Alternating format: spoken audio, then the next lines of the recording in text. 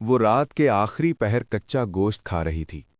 گاؤں کے آخری کنارے جہاں کچی پگڈنڈی ختم ہو جاتی تھی اور آگے صرف ویرانی تھی، وہاں اللہ دتا اپنی جھونپڑی میں رہتا تھا۔ بیوی کو گزرے 8 سال ہو چکے تھے۔ اس کی زندگی میں اب صرف اکلوتی بیٹی سدرا تھی۔ سدرا جیسے جیسے بڑی ہو رہی تھی ویسے ویسے اس میں عجیب تبدیلیاں آتی جا رہی تھیں۔ 8 برس کی عمر میں ہی وہ ایسی باتیں کرنے لگی جو کسی بچے کی نہیں ہوتی۔ کبھی آدھی رات کو اکیلی گاؤں کے پرانے پیپل کے درخت کے نیچے جا کر بیٹھ جاتی اور خالی ہوا سے باتیں کرتی۔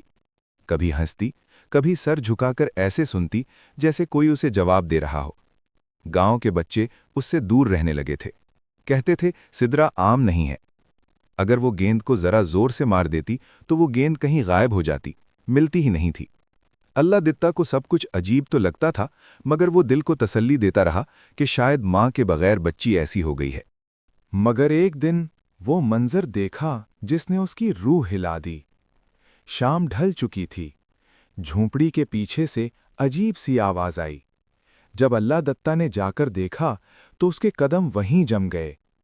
سدرا زمین پر بیٹھی کچا گوشت دانتوں سے نوچ رہی تھی، آنکھیں سرخ اور ہونٹوں پر خون۔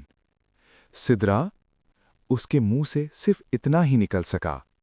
بچی نے سر اٹھایا، مسکرائی اور کہا، ابا، یہ مجھے طاقت دیتا ہے۔ اسی لمحے اللہ دتا کو وہ سب یاد آیا، وہ راز جو اس نے خود سے بھی چھپا رکھا تھا، وہ رات، وہ شادی۔ کئی سال پہلے جب وہ جنگل سے لکڑیاں کاٹ کر واپس آ رہا تھا، راستے میں ایک زخمی عورت ملی تھی، بے حد خوبصورت، مگر آنکھوں میں عجیب سی چمک۔ اس نے کہا تھا، اگر تم میری مدد کرنا چاہتے ہو تو مجھ سے نکاح کر لو۔ اللہ دتا نے اسے اپنے گھر رکھا، گاؤں والوں سے چھپا کر۔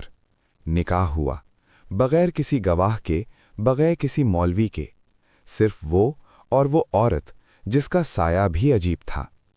شادی کے بعد وہ کبھی دن میں باہر نہیں نکلتی تھی اور رات کو اکثر غائب ہو جاتی۔